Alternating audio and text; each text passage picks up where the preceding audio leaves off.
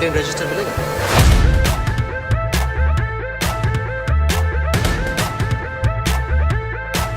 Russian लड़की के साथ रशियन वोडका पीने की बात ही कुछ।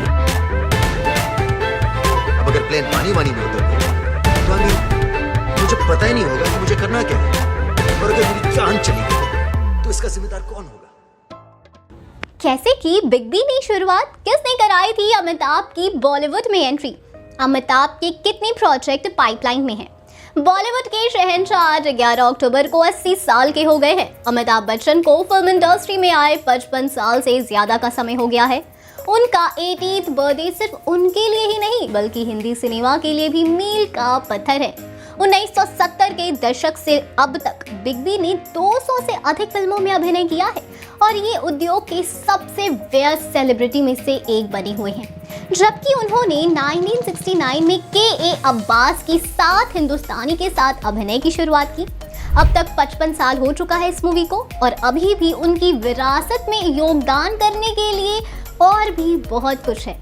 अपनी यादों की किताब द लेजेंड्स ऑफ बॉलीवुड 2018 में वे कहते हैं कि ये प्रक्रिया अगस्त सितंबर 1967 में शुरू हुई, जब अमिताभ बच्चन के छोटे भाई अजिताभ, जो अपने भाई की स्टार बनने की इच्छा के बारे में जानते थे, उस वर्ष उन्हें फिल्म फेयर प्रतिभा खोज प्रतियोगिता में प्रवेश कराया, लेकिन उन्हें सिरे से नामंजूर कर दिया गया।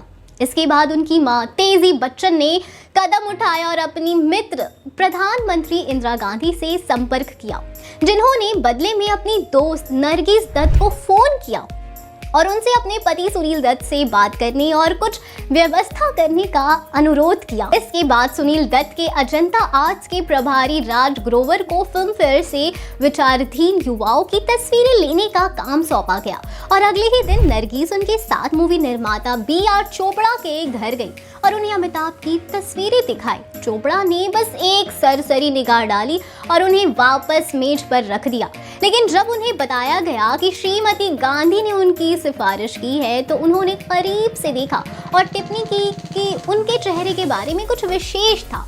उन्होंने फिर साथ ही मूवी निर्माता मोहन सहगल को फोन किया और उससे एक स्क्रीन टेस्ट सेट करने के लिए कहा। जैसे ही ये सब तय किया गया था, चोपड़ा ने नरगिस को सूचित किया, जिन्होंने श्रीमती गांधी से ये सुनिश्चित करने के लिए कहा कि अमिताभ जल्द से जल्द बॉम्बे पहुंचे।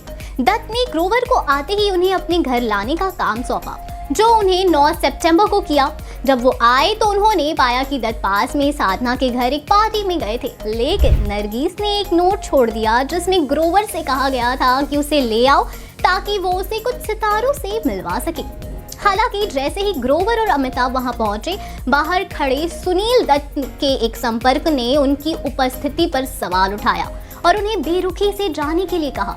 इस पर ग्रोवर ने लिखा कि वो गुस्से में लाल पीले हो गए और आदमी का कॉलर पकड़ लिया, जिससे विवाद हो गया। शोर सुनकर सुनील दत्त बाहर आए, अपनी पत्नी को लाने के लिए वापस चले गए और अपने संपर्क पर एक नजर डाले बिना उन्हें रात के खाने के लिए घर ले गए। दूसरे दिन नरगिस ने उनके लिए राजश्री फिल्म्स के ताराचंद बरजातिया के साथ अपॉइंटमेंट लिया था और वो अमिताभ से बहुत ज़्यादा प्रभावित नहीं हुए। उन्होंने अमिताभ से कहा कि वो बहुत लंबे हैं और कोई भी नायिका उनके साथ काम नहीं करना चाहेगी और उन्हें अपने पिता के नक्शे कदम पर चलना चाहिए। बाकी बरजातिया ने ग्रोवर से पूछा कि सुनील दत्त क्या कर रहे हैं। तीसरा दिन था, लेकिन अभी भी अनिर्णायक था। ग्रोवर अमिताभ को दादर स्टूडियो में ले गए, जहां मोहन सहगल शूटिंग कर रहे थे और वहां उन्हें फिल्म स्टार के मनोज कुमार से मिलवाया गया। उन्होंने अमिताभ के चेहरे पर हाथ रखा और कहा कि उनमें वो सभी गुण हैं जो वो चाहते हैं।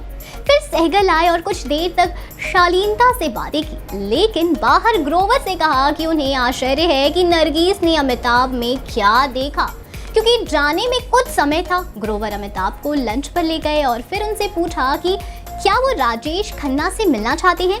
ग्रोवर ने बाद में सहगल की टीम से लुक टेस्ट के बारे में पूछा और कहा गया कि ये समय की बर्बादी है और हमारे कच्चे स्टॉक की बर्बादी थी। अंतिम दिन अमिताभ ने दत्त के साथ बिताया, जहां सुनील दत्त ने वादा किया था कि वो अपनी अगली मूवी में उन पर विचार करेंगे और फिर वो कोलकाता और अपने काम पर वापस चले गए। उन्होंने अपना वादा निभाया उनकी रेशमा और शेरा 1971 में एक प्रमुख भूमिका के साथ, जो तकनीकी रूप से अमिताभ की पहली मूवी थी। हालांकि साथ हिंदुस्तानी 1969 रिलीज में होने वाली थी उनकी पहली मूवी बनी। तो ऐसे हुई अमिताभ जी की बॉलीवुड इंडस्ट्री में एंट्री। अमिताभ बच्चन सर को आखिरी बार अयान मुखर्जी की ब्रह्मास्त्र पार्ट 1 में देखा गया था। साथ ही इससे पहले सिनेमाघरों में एक और मूवी है जो विकास बहल की गुड बाय है। मूवी में नीना गुप्ता और रश्मिका मंदाना जैसे कलाकार भी प्रमुख भूमिकाओं में हैं। साथ ही बच्चन साहब ने 2022 में झुंड और रनवे 34 जैसी फिल्मों में भी काम किया है। इसके अलावा उन्हें मूवी चुप रिवेंज ऑफ द आर्टिस्ट में एक कैमियो भूमिका में देखा गया था।